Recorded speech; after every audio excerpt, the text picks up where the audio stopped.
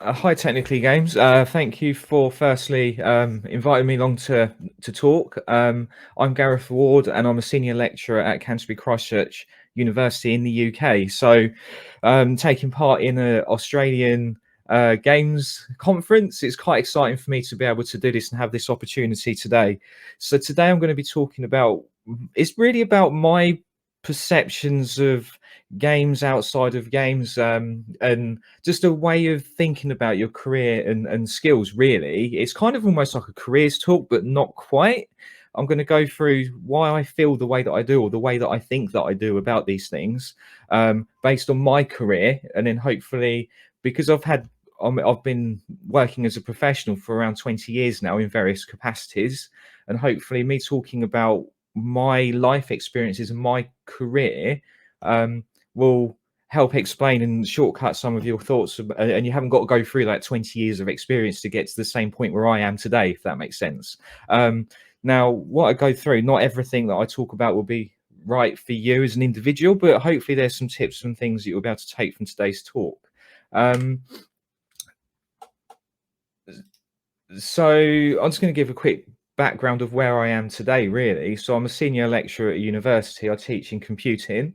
Um, at the moment, my work is basically teaching and research, right, as an academic. But in a previous life, in a previous part of my career, I've done web development. I've had an aspect of project management in certain roles. I've worked on database integrations, and at the moment, you're thinking, what's that to do with games? But bear with me. User experience and user interface design, okay. But also earlier on in my career, I worked in games design as a professional games designer and level designer. So actually, my career is snaked all over. And if you just look at my CV, you would think, well, how have you gone from working in games to being a senior lecturer? And what was the route you took? And how did you navigate that? You know, a lot of people think about their careers and they think about the kind of jobs that you want, and you'd instantly think, I want to be a games developer. I want to be a games designer, a level designer, a modeler, an artist in the games industry, right? And we think about these top tier kind of job roles that we aspire to, and that's great to have a motivator to do that and a target and an aim. But for many people, that's not realistic and that doesn't work for us. So we can look at potential careers and jobs in a different way. So that's kind of what I want to highlight, really. So yeah, like I've said, the main focus of this talk is to look at transferable skills, and the possibility to change how you view your career, because of we're not all carbon copies of each other, right? We need these different perspectives, and also it's really important to recognise that games development skills are really needed outside the games industry. So even if you think, I want to be able to design systems, well, we need systems designers in engineering and other industries. Okay, we don't need it just in games, but you can still use those same skills, mindset, knowledge, and approach in other sectors. So that's kind of the key piece, really, in the narrative that's going to flow through what I'm talking about. But where did this idea come from, really? Well, from my life and my career and my experiences led me to this realization. Really, I mean, it works for me. Hopefully it may work for many people who are listening in. Look for work that you have the knowledge and skills for, not the specific role or job title. The reason I say this is because if you're looking to have a digital career, you already have the capability to transfer those skills into other sectors, right? Because if you've learned and trained in how to use computing paradigms. You know, you've thought about how to think logically about certain problems. How do you take a logical approach to solving problems, whether it be in games or another area? They're still the same skills. They can still be applied in other ways. They don't have to be just how do I design a video game? How do I design leveling skills? How do I do a progression route? How do I do story writing? All these things are still needed outside of games, right? So if you ever get stuck and you can't think of a job, you can't find a job to apply for because of life circumstances, where you live might mean that you can't commute in a realistic way to where these games development jobs are, you can still use those skills. They're not wasted. So there's something I just want to highlight, is that I found that, at least this is a personal perspective, I'm not saying this is just from my life experience. Most of the successful people I know have this one thing in common, right? They're able to split their time between their professional job and their side projects. So me, I've always had a side project of some nature and my professional job. You know, again, not everyone does that, but the people who succeed, the people who get on in life, they seem to have these two things going. Now, in your early career, that would probably be closely aligned, right? So you want to get into games, so you end up doing a games development type project. You join a voluntary team, you start up your own passion project that's to do with learning how to program, for example, you know, that kind of thing. So they're highly intertwined. But as what I've also recognized and noticed is over the years, people who've got established careers, they become less aligned, so that you find that you've got a knowledge gap and a new skill. You're 10 years into your career and you think, actually, I'm really weak in an area. I'm going to start my own passion project to fill that knowledge gap. And what can I learn from that? So, you know, but there's always that kind of that balance between I've got a passion project that I do in my spare time, and I've got something that I do as a profession. You know, and over time they kind of drift apart a little bit to fill knowledge gaps. Where did this start for me? Well, actually, I mean, I think back to when Half-Life came out. Was it 1998? You know, you're going back quite a few years now. Makes me feel really old. But back then when Half-Life came out, I'd have been about 16 years old, 15, 16 years old. And it came with Worldcraft on the disc. So I installed Worldcraft. I was interested in how they made I completed the single player game, and I was interested in how they made it, how Valve Software made Half-Life. And it came with the development tools. You know, so I started playing around with Worldcraft. I learned how to make maps. And eventually, over time, I picked up these skills and I started to learn about 3D space, and I understood how to then start doing other things outside of Worldcraft, a little bit of scripting, a little bit of programming, and I was able to do some mini mods. Now, none of these really got published, you know, to the world, but it was for my own development and my own passion, because at that point, I knew I wanted to be a level designer. I wanted to get into the games industry. So a few years later, I was carried on playing around with Half-Life. And then Half-Life 2, the alpha leak happened. If anyone knows your history, you'll know that a pre-release version, in development version of Half-Life 2 was leaked to the public, and that included a version of Hammer, the successor to Worldcraft. So I started playing around with that, and you know, I was looking at what it did at the time, and I found that it didn't do anything new for me. You know, as a level designer, it looks prettier. There was new. You could do some additional features, but in terms of how you built the levels, the logic was the same, the process was the same. Okay, so for me that wasn't really exciting. And then around a little bit later, mate, I can't remember exact time frames, but the Doom 3 video game was leaked as well. So it was in development, and there was this build that was leaked, but that included Doom 3 Edit. Now, what I found with that was actually this felt different because of the way you did lighting, the way you handled materials, and all this kind of stuff. It was different. So then I went down the road of saying, well, actually, I'm really interested in how Doom 3 works. That'll be a new skill for me. I'm interested in this. So then when Doom 3 was commercially released, I started to play a bit more with the editor. Eventually, I joined this project called Classic Doom 3. I started off as a level designer, then became a project manager. So through all of that time, whilst working on this project, I developed my skills even further, right? So there's the obvious stuff. I learned how to create levels doing D3 edits. That was a technical ability, right? Technical skill. But I also learned a bit more about how to look at 3D space in a different way. So my mindset changed from being a user to being a developer. Now that's a complete shift in your perspective, right? Okay, so if you're trying to get into the games industry, one of the things you need to be able to do is shift from being able to just play video games as a passive user to critically look at a video game and understand whether it's actually any good or not, or how does it work, what bits and pieces have come together to make that experience work. Also, as part of that, eventually I project managed the project, yeah, and I managed a team of it came to around 12 volunteers in the end. But in that time, I learned how to manage people in a way, particularly volunteers, and then also I did a lot of the publicity. So I learned how to write effectively for the web, doing interviews, articles, news updates, all that kind of stuff. Back then, social media wasn't really a thing, but you know, how do you write to the web to a particular audience, that kind of thing. I learned those skills, and really I learned how to engage and manage with online communities in that project. So actually it wasn't just the technical skill you'd think of learning how to make levels.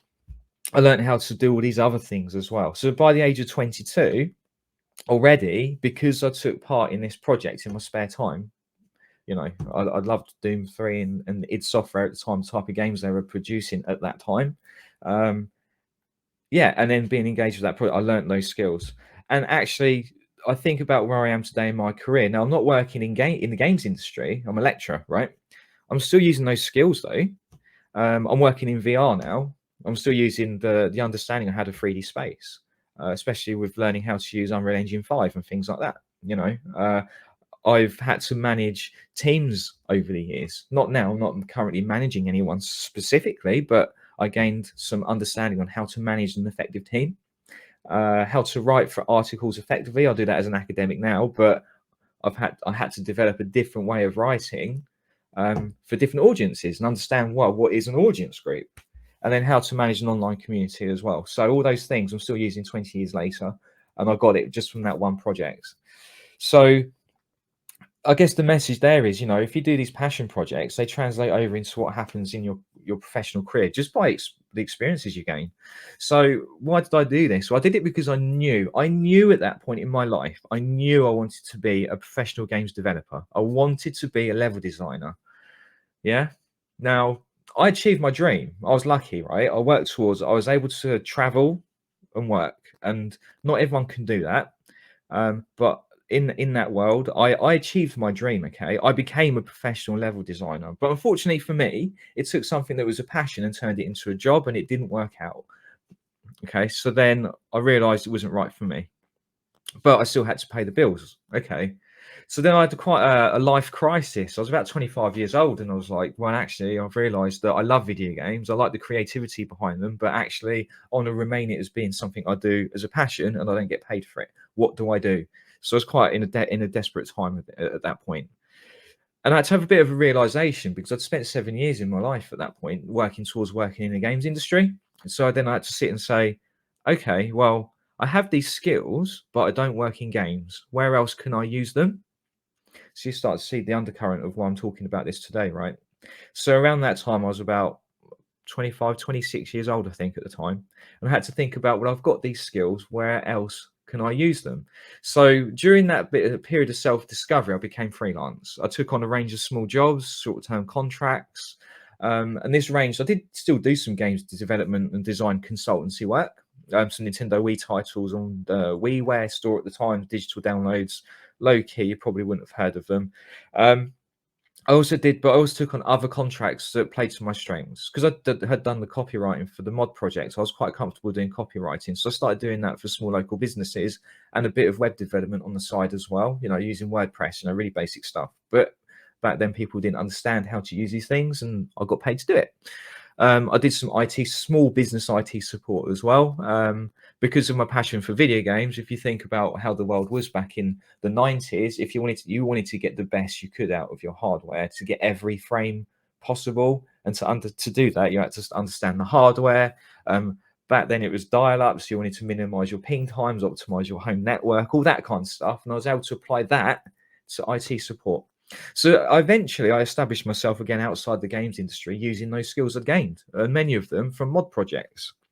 I said full-time employment there as well. Obviously, there was a crossover, but mainly it was from the mod projects and working in the games industry that I gained these skills, and I was still able to use them outside of the games industry. So it wasn't wasted time. They weren't lost skills.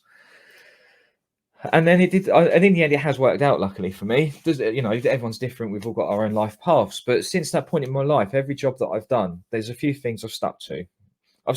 Well, what skills and knowledge have I gained from the previous role? What can I add to my toolbox of skills and knowledge and capabilities? What opportunities are available to me right now? And then what do I want to get out of my next career move? So that could be salary expectations. It could be, there was an aspect of my previous job that I really enjoyed. So now I'm lecturing now, but my previous job was internal communications, and I really found that I enjoyed teaching. So I went into that. I felt I got worth out of that, but I didn't think my next job is going to be a lecturer. I just thought, I've got these skills. Where does it fit? So you'll notice from that list, the actual job title is not even a consideration at all. I've sat and said and had a self-assessment and said, well, what skills and knowledge have I gained? Where can they be used? And that's what led me to becoming a lecturer. So it wasn't a planned thing where I sat and said, I want to become an academic. I want to be a lecturer.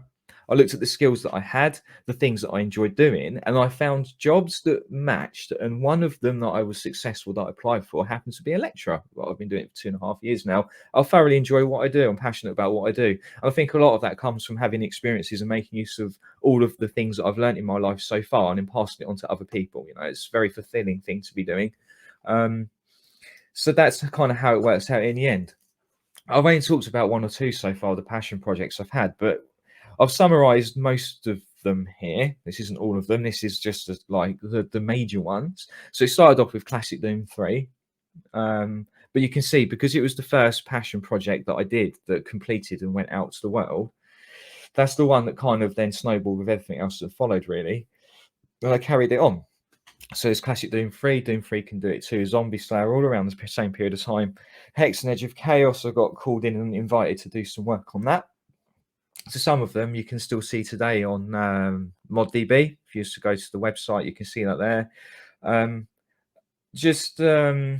Jailbreak Source was a project. So I didn't do any hands-on work, but I spoke with the lead developer at the time, the guy who came up with the project, and just gave him advice and guidance on how to manage volunteers, how to manage the project, kind of as a sounding board, really. Almost, because if it was a paid role, it was voluntary. If it was a paid role, you could have seen it as being consultancy, that kind of thing. And then there was a local games expo in the UK around 2011, and it ran for 3 years. I was on the advisory board for that. Again, didn't get paid for it, but it meant that I was still in the conversation around games and so on, even though at the time I was working in web development and marketing. Okay.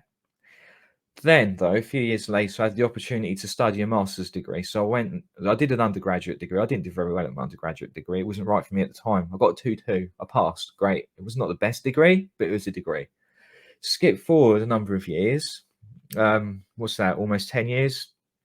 I felt it was the right time then for me to do a master's, and I got encouraged by my peers. I had a really positive manager who also saw, I don't know, she saw something in me and she was happy to support my development, right? So anyway, I did this at MSc, and my dissertation using VR, and I was like, okay, I can use the games design 3D space tools here to personalize my master's degree. Off the back of that, because I'd understood a bit more about Unreal Engine off the back of that, Project Borealis came up. Now, anyone who knows Half-Life, you'll remember that Valve can't count to 3.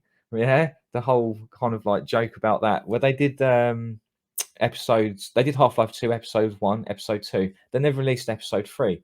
Now, the guy who wrote the story, Mark Laidlaw, released a kind of what he called a synopsis of a story that was clearly what he had originally envisioned episode 3 to be. What was the storyline going to be, right? So group over time after that got published, I think it was around the August time in 2017. After that, a group of people came together and said, we're going to make this into a game, actually, because we're passionate about Half-Life. And if Valve software aren't doing it, you've got to remember, this is before Half-Life Alyx was even announced. Nobody even knew what Half-Life Alyx was or that it existed. So a group of people came together and Project Borealis was formed. So I joined that team. I joined it as a designer, as a level designer, and I helped form that original design team. Now, I've not been involved in the project since 2018, but I planted the seeds and helped that initial team come to fruition, particularly for level design. Not for the whole project, it was just one cog in the machine.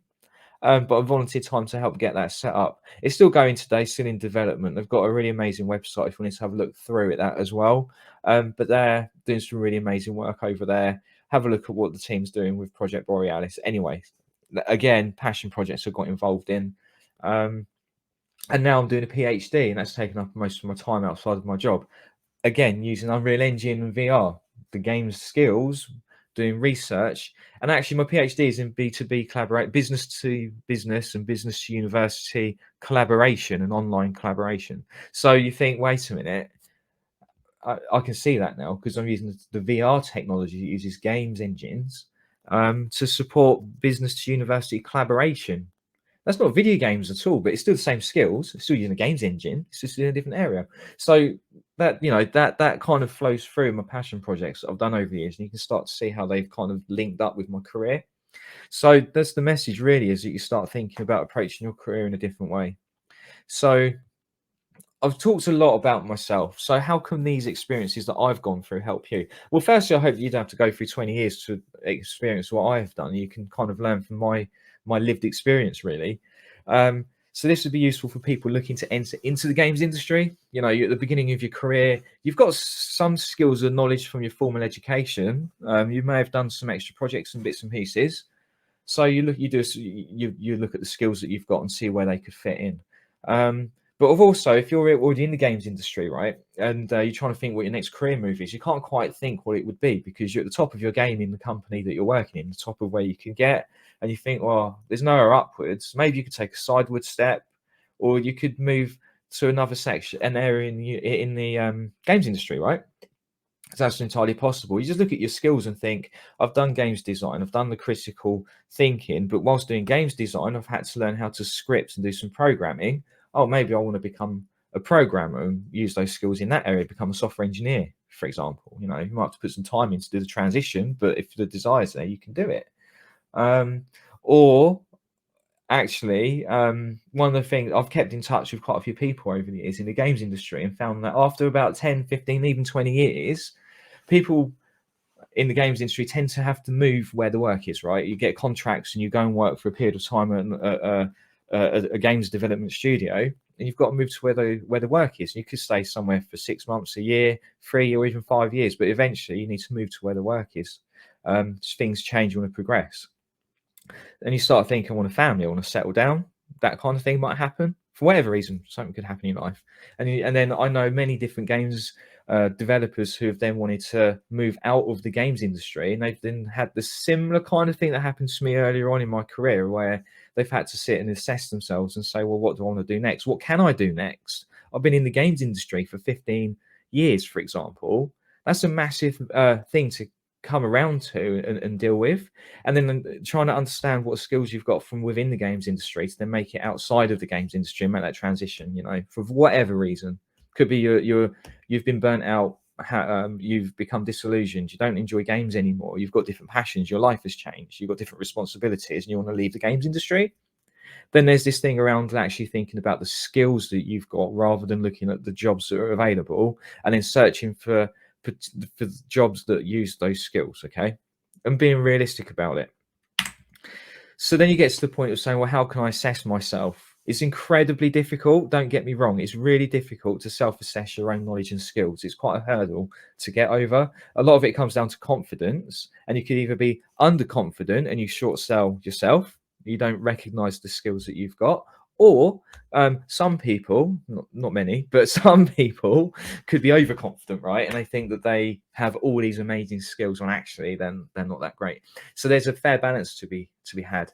Now, my approach, what I found worked for me is I've had mentors in my life, really strong managers, you know, people who have been able to uh, give me honest feedback on where I am in my career and the skills that I've got, and just help me get a fair external perspective, really. So it doesn't need to be just a mentor, a formal person. It could just be a trusted friend. But really, if you've got someone who you can have an open, honest conversation with, who will give you, who you can respect their response, whatever it may be, then that's a really good thing to be doing, is having those conversations. Okay, so find someone to talk to and just go, I've done these things in my career, can you help me just reflect and feedback on what skills that I've picked up, what knowledge do I have, where could it be used? And then you can start thinking about ideas outside of games or getting into the games industry, depending on where you want to go and where you are in your life and your career.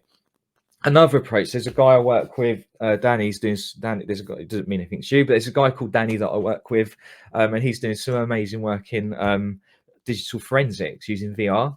Now, he kind of put me onto this approach, and if you're a programmer, you've probably heard of this before, but if not, I think it's really useful. It sounds silly, the rubber duck approach. Now, I've got a web URL, you can look it up for the detail, but the idea is you just get a rubber duck and you put it on your desk and you talk to it, and vocalizing something out loud and hearing yourself say it really helps, because if you keep things in your mind, it doesn't always form the same way when you try and verbalize, and it gives you a different perspective on things. So even just trying that, but applying it to the skills and knowledge that you've got can help, okay? Just to be realistic and true to yourself, and then you can start thinking about, well, where can I move next in my career? So going back to the original big question at the top, right? This whole presentation was based on games outside of games. So, you know, one of the biggest, the obvious one really is that, games design, development tools, techniques, and technologies are used outside of games. We know that. We've spoken about that already. So the rise in virtual reality is the big one, right? The big one's that I believe passionately is going to grow over time in specific areas. It may or may not become all encompassing like the mobile phone has today, but I think that it's always going to be with us now as another digital tool that we can use in our tool set. So with that, we've seen the rise in business and industry, industrial training, formal education, even going on to something like Alt Space VR for digital conferencing and events, and product development. So, but anything that uses remote collaboration and teamwork, VR can do that for us. Particularly takes out the issue of logistics of traveling from A to B, if you need to invite people from the other side of the world to engage with you. It doesn't need to be a flat video call. It can be something that uses body language that you get through using VR and so on, and those digital tools. So VR entirely uses games philosophy to create these interactive simulations. Okay, so if you live in a place that you can't get to a games job, you might be thinking about getting into games, but you've got a family life, right? You've got kids, you've got a partner, and you don't want to leave them, and you can't commute, and you can't uplift your life from where you are. Doesn't mean to say that you can't use and develop your skills still in this area, and find other jobs that might be responsive to developing something in VR. So it's still there and it still can be used. Okay, it's not a dead end. So if you've got these skills, you're not limited to just games. So this is what I meant by games outside of games. Some examples then. These are just cherry picked things off the top of my head. I say top of my head, I'll just put them into the slides, but you get the point. Games development, where you could become a software engineer, particularly if you're doing programming. If you're a games producer and you want to get out of the daily grind of being in a games development, you could become a project manager, an IT project manager, for example. Games design or level design, these people have got really good analytical, critical skills. And a lot of people who I've met in games design undersell themselves in their ability to be critical, logical, and analytic, but don't, because you could become a business analyst in the future if you needed to. Want to be an artist? Well, there's digital production, working on films, all the CGI type of thing. But remember, this is vice versa as well. I'm talking about if people want to leave the industry, but also if you're doing these kind of jobs and you want to get into the industry, you will have those transferable skills as well as a doorway in. So it works both ways. I guess the idea, what I'm trying to get to, is that you don't close yourself off to these different possibilities, and you think a bit more strategic about the different future pathways you could have, based on your skills. So whatever stage of your career, focus on the skills and knowledge that you have first before looking at the job title. So that's just what I do, and I recommend if you are stuck, that's a really good way of getting through that block in your life, in your career, whatever it may be. But remember, I'm saying all of this. This works for me, but this may not work for everyone. This is not the way. Okay, it's not the one way to do these things, but it's worked for me. Okay, it might not work for everyone. It might not be right for you. But even just going through that process of looking at your skills and knowledge, hopefully it will make you understand your worth, where your strengths and weaknesses are, and raise your confidence generally about who you are.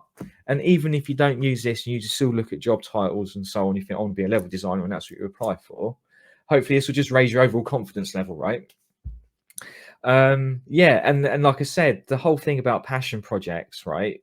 I think everyone should have these things going on in their lives. You should always, I personally think and believe everyone should have a passion project, and use those to develop skills and support your professional career, and recognize those skills that you've developed. Don't keep them as separate in your mind and go, this is my day job, this is my passion project, because they're naturally going to become intertwined in you and your experiences. Okay, so just be open-minded to new opportunities. Yes, that was all I wanted to talk about today, really. So thank you for listening. And again, I just want to say thank you, Technically Games, for having me here to talk. Now, it has been a bit of a careers talk in the end, but I hope that I've given a different perspective looking at what my life experiences have been, and you don't have to go through. You haven't got to go through 20 years of experience to get to where I have today. You know, you can shortcut that loop and think about things in a slightly different way. It might not be new to some people, might not be novel, but hopefully that really helps some people. Okay, so thank you again today.